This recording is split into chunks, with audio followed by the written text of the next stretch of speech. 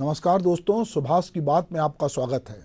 दुष्यंत कुमार का एक शेर है, कहाँ तो तय था चिरागा हर एक घर के लिए, कहाँ चिराग मैसर नहीं शहर के लिए, यहाँ दरख्तों के साये में धूप होती है, चलो यहाँ से चलें उम्र भर के लिए। सवाल ये था कि जब देश आज़ाद हुआ था तो ये तय किया गया था कि हर व्यक्ति को रोशनी मिलेगी, भोजन मिलेगा। बाद में कालांतर में शिक्षा का अधिकार आया, रोजगार का अधिकार आया, भोजन का अधिकार आया और बहुत सारे चुनाव आए। हर चुनाव में कभी ना कभी कोई राजनीतिक पार्टियां कोई ना कोई नारा लेके आई। इंदिरा गांधी जो थी वो देश की प्रधानमंत्री थी और उन्होंने 1972 में गरीबी हटाओ का नारा लेके आई और ये नारा जो है कारगर हुआ। हमारे छत्तीसगढ़ के श्रीकांत वर्मा जी, जो कि बाद में राज्यसभा के सदस्य थे, बड़े कवि हैं, मगध जैसी कविता जो लिखते हैं, उन्होंने बहुत सारे नारे गढ़े और गरीबी हटाओ नारा जो कहते हैं कि श्रीकांत वर्मा जी का दिया हुआ था। अब सवाल ये है कि ये नारे के बाद हम आज बात क्यों कर रहे हैं। दोनों राहुल गांधी ने कहा है कि हम एक झटके में गरीबी हटा देंगे, प्रधानमंत्री नरेंद्र मोदी भी कह रहे हैं कि हम गरीबी हटाएंगे, और दूसरी तरफ हम देखते हैं कि देश के 80 करोड़ लोगों को जो कि मुफ्त का राशन भी देना पड़ रहा है क्योंकि वो गरीब हैं। ये अलग बात है कि पहले लोग भूख से मरते थे, अब भूख से उस तरह की मृत्यु नहीं होती। फिर भी गरीबी जो है वो अपनी जगह है और गरीब आदमी दिन पे दिन गरीब हो रहा है और जो अमीर है वो दिन पे दिन अमीर हो रहा है। जब पूरी दुनिया के अमीरों की लिस्ट निकलती है तो अब हिंदुस्तान के भी बहुत सारे अमीर नंबर 1, नंबर 2, नंबर 3 पे होते हैं और एक तरफ और दूसरी तरफ गरीबी की जो रेखा है जिसको बिलो पावर्टी लाइन कहते हैं वो बढ़ती जा रही है। तो अमीर और गरीब के बीच में दूरी बढ़ रही है और कई बार जो है गरीब आदमी जिसको पास रोजगार नहीं है, जिसके पास घर नहीं है, उसके लिए योजनाएं तो बहुत बन रही हैं, पर अभी भी जो है गरीबी हमारे देश में एक बड़ा अभिशाप है।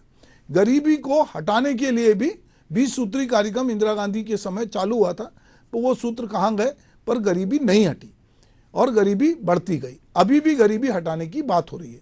तो आज बात गरीबी के मुद्दे पर हम कर रहे हैं, तो दरअसल इस देश में गरीबी को हटाने का नारा कई दशकों से लगाया जा रहा है। 70 के दशक में जब कांग्रेस के 2 फाड़ हो गए थे, तब इंदिरा गांधी ने 1971 में मध्यावधि चुनाव कराने का निर्णय लिया। कांग्रेस से अलग हुए गुट ने इंदिरा हटाओ का नारा दिया, उधर इंदिरा गांधी ने गरीबी हटाओ का नारा इस चुनाव में दिया। इंदिरा हटाओ नारे पर गरीबी हटाओ का नारा भारी पड़ा और देश ने इंदिरा गांधी के नेतृत्व में कांग्रेस पार्टी की सरकार बनी। 60 के दशक के उत्तरार्ध में यह तेजी से महसूस किया जा रहा था कि आर्थिक नीतियों के चलते न्याय संगत आर्थिक वितरण नहीं हो पा रहा है। यही वह दौर था जब देश में नक्सलवाद भी सर उठा रहा था, समाज में व्याप्त असमानताएं के खिलाफ आवाज बुलंद होने लगी थी। गरीबी अपने साथ कई तरह की बुराइयां लेकर आती हैं। मुनव्वर राणा जो शायर हैं वो कहते हैं, समाजी बेबसी हर शहर को मक्तल बनाती है, समाजी बेबसी हर शहर को मक्तल बनाती है, कभी नक्सल बनाती है तो कभी चंबल बनाती है। हालांकि देश में चुनाव होते रहे, नेता आते रहे जाते रहे और गरीबी हटाने का नारा देते रहे, लेकिन गरीबी ने जो है भी वो भी अपनी जिद पे अड़ी हुई है कि हम जो है इसको यहाँ से नहीं छोड़ेंगे और वो स्थायी रूप से हमारे देश का एक मतलब कहना चाहिए बन गया। अगर हम बम्बई में जब हवाई जहाज से उतरते हैं तो उसकी झुग्गी झोपड़ी हमको बता देती कि गरीबी किस तरह की। हम किसी भी शहर में जाते हैं तो यदि हमारे पास दृष्टि है और हम देखते हैं तो हमको लगता है कि वहाँ पर बहुत सारे कच्चे घर जो हैं और गरीबी और भुखमरी में लोग रह रहे हैं। तो ये हमारे देश में अभी भी बड़े पैमाने पे। आज हम गरीबी का जिक्र क्यों कर रहे हैं? क्योंकि राहुल गांधी ने कांग्रेस की ओर से वादा कर रहे हैं कि अपने 1 लाख वाले जादुई फार्मूले से एक झटके में वो गरीबी को खत्म कर देंगे। तो चलिए राहुल गांधी ने क्या कहा अभी हम सुन लेते हैं। अगर आप गरीब परिवार हो,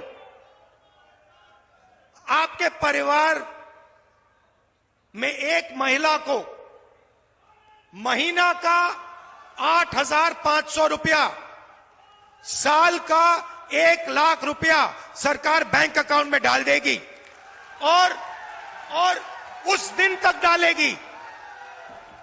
मजे की बात सुनिए, और उस दिन तक डालेगी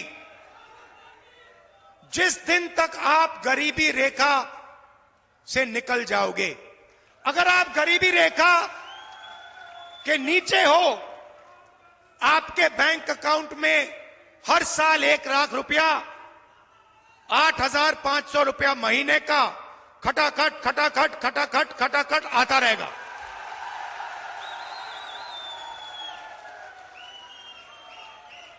और एक झटके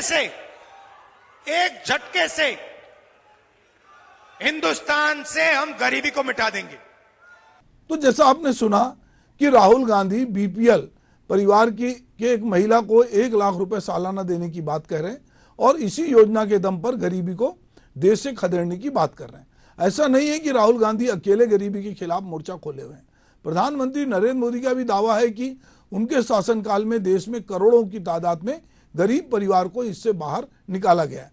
उनका दावा है कि 2014 में 10वीं सबसे बड़ी अर्थव्यवस्था में सुधार कर आज 2023 में 5वीं सबसे बड़ी अर्थव्यवस्था भारत की बन गई है। सरकारी लाभ के हस्तांतरण से लीकेज को रोकने और एक मजबूत अर्थव्यवस्था के निर्माण और गरीबों के कल्याण के लिए सार्वजनिक धन के खर्च के बेहतर नतीजे मिले। इसके कारण 13.5 करोड़ लोग गरीबी के जाल से निकले। प्रधानमंत्री मोदी का कहना है कि 20 लाख करोड़ रुपए से अधिक के बजट वाली मुद्रा योजना ने देश के युवाओं के लिए स्वरोजगार, व्यवसाय और उद्यम खड़े करने के मौके दिए। लगभग 8 करोड़ लोगों ने नए व्यवसाय आरंभ किए।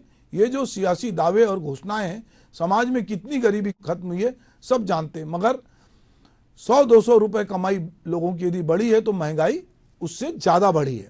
मानो लंका के रास्ते में बीच समुद्र में हनुमान और सुरसा के बीच युद्ध चल रहा हो।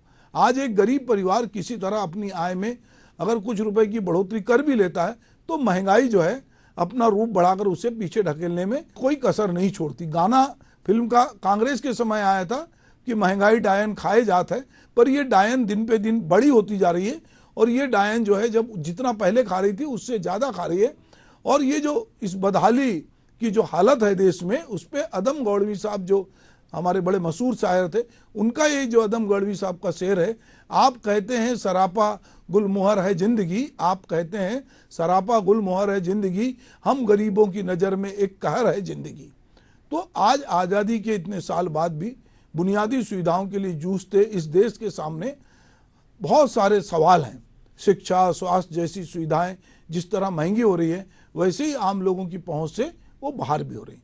भले ही प्रति व्यक्ति आय के मामले में आंकड़े बढ़े हुए दिखा रहे हों, लेकिन ये देश और राज्य का औसत है। इसमें अमीरी और गरीबी के बीच बढ़ती खाई नहीं है।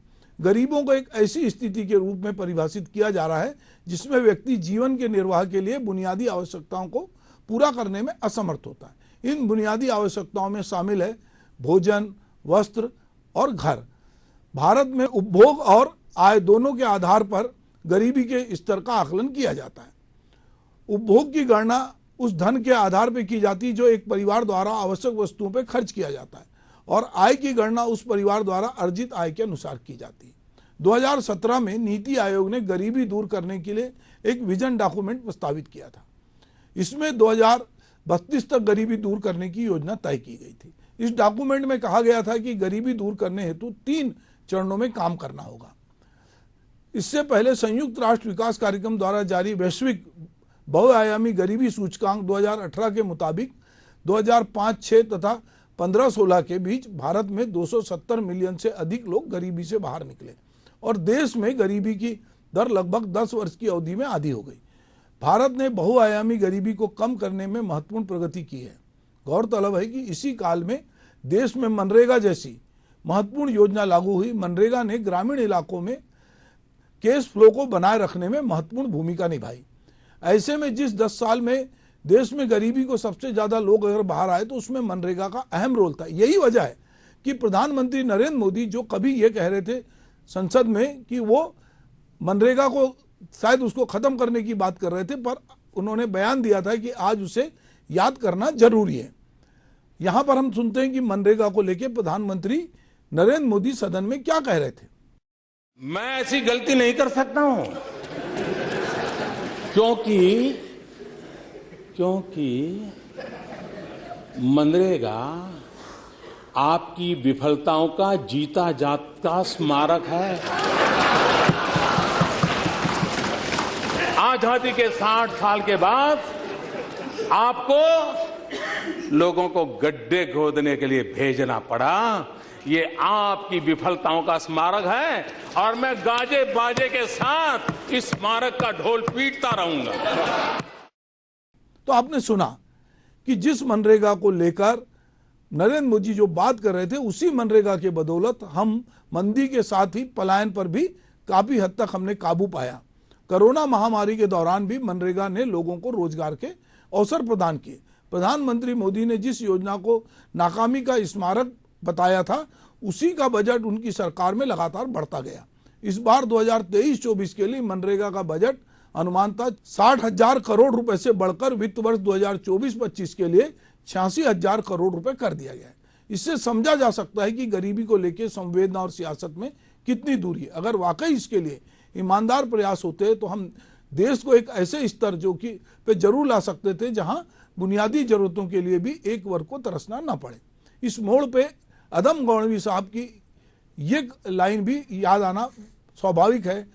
छेड़िए एक जंग मिलजुल कर गरीबी के खिलाफ, दोस्त मेरे मजहबी नगमात को मत छेड़िए। तो दोस्तों, अगर हमको वाकई में गरीबी को हटाना है, जिसके लिए चाहे राहुल गांधी हो, चाहे नरेंद्र मोदी हो या बाकी पार्टियां हो जो चाहती हैं कि देश से गरीबी हटे, तो उस गरीबी हटाने के लिए बहुत सारे रोजगारों का सृजन करना पड़ेगा। बहुत सारे मनरेगा जैसी बहुत सारी योजनाओं के बारे में सोचना पड़ेगा जी कि रोजगार की गारंटी दे, जो 100 दिन की गारंटी देती है वो 200 दिन की गारंटी दे और वाकई में उसको लोगों को रोजगार मिले। और जो उसके प्रावधान है कि यदि उनको मांग पर रोजगार नहीं मिलता तो उसका हर्जाना मिले, मनरेगा का सही ढंग से पालन हो। और जो पूर्व में कार्यक्रम बनाए गए थे, चाहे वो 20 सूत्री कार्यक्रम हो या बाद में और कार्यक्रम बनाए गए थे, उनकी भी रिव्यू होना चाहिए कि वो वाकई में गरीबी को खत्म करने में कितने कारगर हुए। और हमारा देश जो पूरी दुनिया की सबसे बड़ी आबादी वाला देश है, उससे हम उसकी गरीबी से कैसे निजात पाएंगे, कैसे हम चीन की तरह अपने को जो लघु उद्योग हैं गांव-गांव में उनके साथ किस तरह जोड़ेंगे, हम अपनी इकोनॉमी को कैसे मजबूत बनाएंगे कि पूरी दुनिया में हमारे उत्पाद जो हमारा लोकल है वो ग्लोबल हो। अगर हम इस दिशा में सोचेंगे तो निश्चित रूप से हम गरीबी के खिलाफ जो जंग है वो हम जीतेंगे। वरना तो हम मजहबी नगमात जो है वो गाए जा रहे हैं और पूरे कौम को जो है मजहब के नाम पर लड़ाने की कोशिश जारी है, कहीं जाति धर्म समुदाय के नाम पर लड़ाने की कोशिश जारी है। पर जो होना चाहिए कि गरीबी के खिलाफ एक जंग होनी चाहिए, वो जंग यदि हमने सही ढंग से नहीं लड़ी तो हमारे यहाँ जो गरीबी और अमीरी का जो फासला है वो बढ़ता जाएगा और लोग जो है दिन पे दिन गरीब होंगे और अमीर दिन पे दिन अमीर होंगे। नमस्कार।